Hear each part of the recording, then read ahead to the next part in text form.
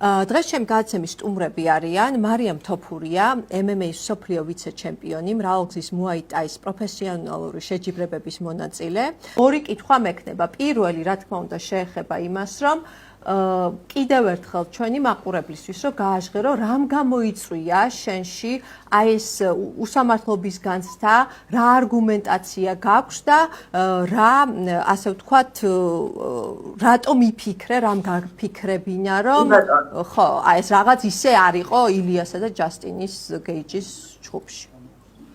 პირველი დავიწყებ იქიდან, რომ მე თვითონ ვარ სპორტში, მე თვითონ ძალიან კარგად ვერკვევი და ჩახედული ვარ მსგავს თემებში და მიმიღია მონაწილეობა ასევე შემოწმებლად, თუნდაც ხელთათმანების და თუნდაც სტეროიდულ პრეპარატებზე იყო თუ არა კონკრეტული მონაწილე, რომელიმე სტეროიდული პრეპარატის ზემოქმედების ქვეშ.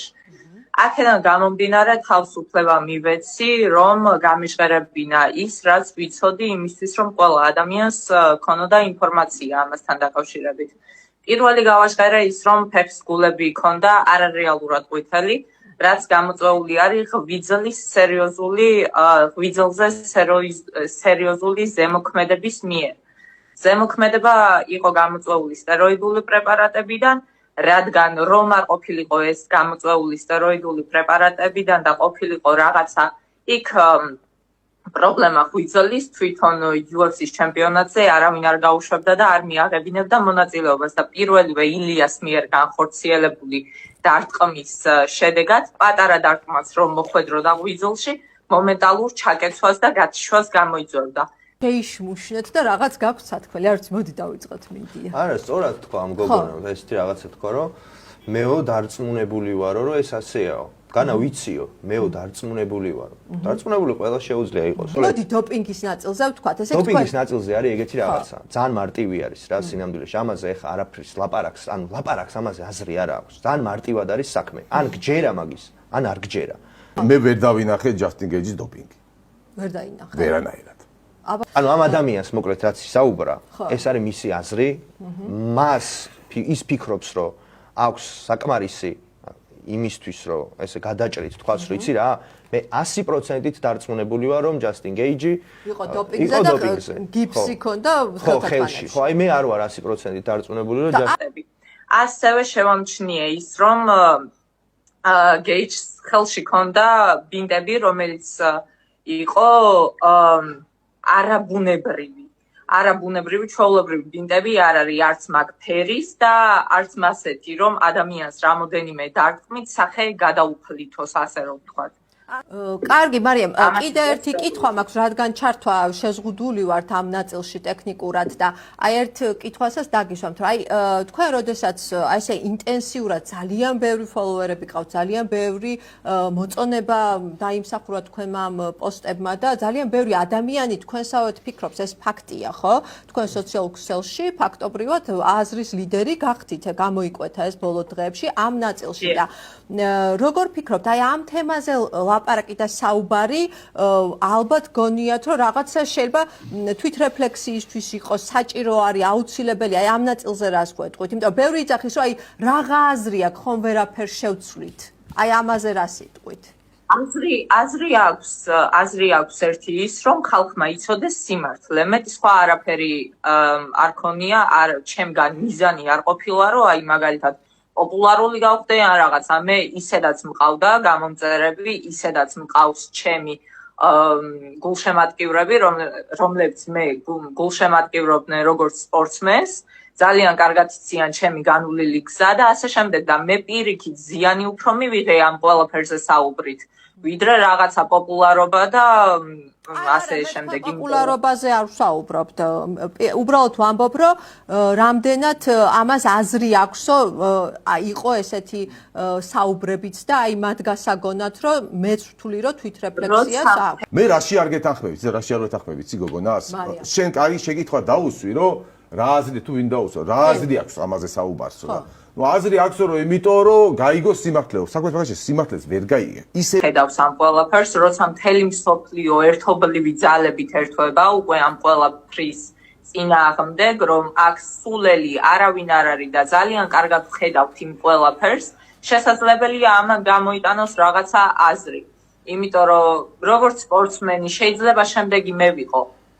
მსგავსად მე და მე მინდა რომ თუ ასე მე მომექცევიან დამიცვას ისევე ჩემმა ხალხმა როგორც მე ახლა თუნდაც ვიცავ ილიას. კი ბატონო, არასდროს არ გიხსენებთ ტრამპი. არ ახსენებთ რომ ეჭვი საიდან გაჩნდა?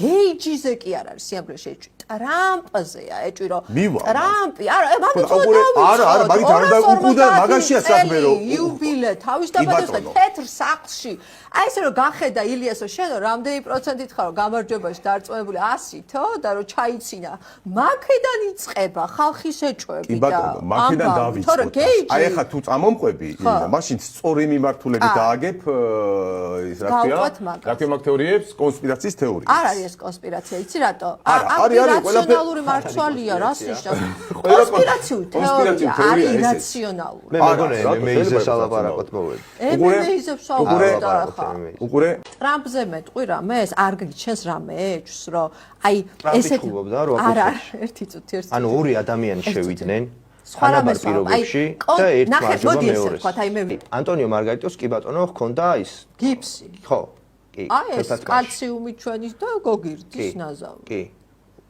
ეს ხო მანამ ნახე სანამ არ აღმოუჩინეს მანამდე ხო იტყოდა რომ მითოლოგია კონსპირაცია არა უყურე ანტონიო მარგარიტო ხო არის ერთი იმ წელს რამდენიმე ბრძოლს ვერ აღმოუჩინეს ანუ იმ შუაშია რომ ერთს აღმოუჩინეს და აქეთ მილიონს არ აღმოუჩინეს კონკრეტულ кейსს გეუბნებიან და მეც კონკრეტულ кейსს გეუბნები ესეთი кейსი როცა არა კეთილსის აღმოჩენს მე აქ არ აღმოუჩენია ხო და მაგას გეუბნები რინა მე რო აღმოაჩენ როდა როზე გავაკეთო ინა დაჭირა რადგან შეიძლება აღმოაჩინო ერთხელ ხო ან 2008 წელია ან 2008 წელი ან 2008 წელი ან 2009 წელი მაგ წელს კრივში რამდენი მატჩი გაიმართა დაახლოებით ხო ალბათ ერთი ბევრი რა რო არის რამშობა 1000 ხო მაინც გაიმართა ერთში აღმოაჩინეს და 999-ში არ აღმოაჩინეს. რომლის ეს სხვა აქ ჩვენ დოპინგ იმე სააგენტო სტატისტიკას კი არ ვარკვევთ.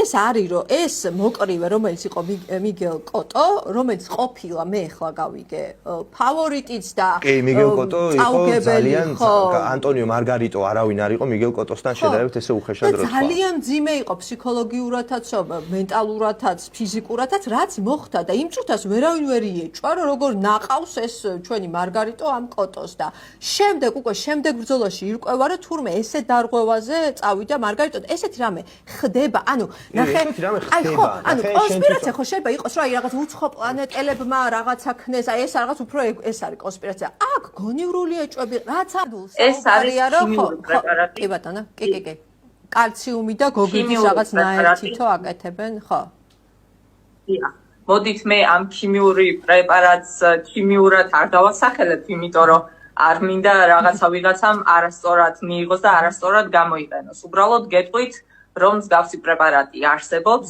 ქიმიურად რეაქციაში შედის ჟანგბადთან და ოფლთან და იწვევს გამყარებას ამ ბინტების, რაც ფაქტობრივად ბეტონი მოგხუდეს თუ რაღაც აგური მოგხუდეს, ერთი და იგივე ვარიანტია.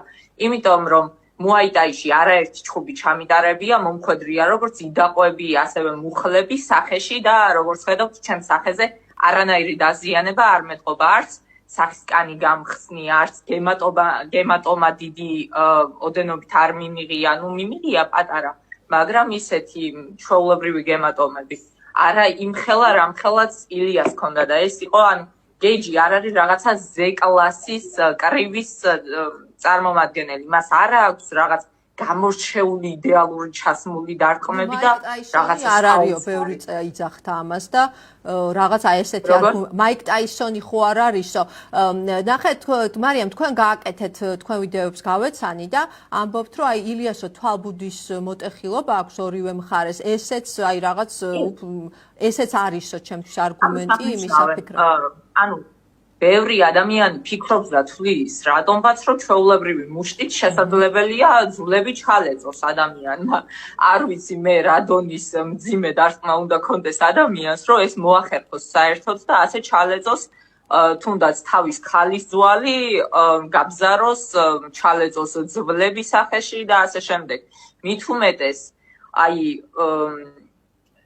დარწმუნებული ვარ 1000%-ით ვარ დარწმუნებული რომ გეიჯი იყო სტეროიდებზე. დღეს თანამედროვე სპორტში სამწუხაროდ მოსულა ეს არ მოსულა, მაგრამ არის ტექნოლოგია რა არის, რომ დღეს რო ცუდად იგზო თავი, რა პრობლემაა, სიცხე რო აგიწიოს ცოტა რაღაც გაგიხდო, შეიძლება ეს გაგეთის, მაგრამ მან კი დაახლოებით 10 წამის განმავლობაში 3 სუფთა დარტყმა გაატარა და დაახლოებით 5-მდე დარტყმა გაატარა ღვიძლში, მაგრამ აქედან 3 იყო სუფთა დარტყმა.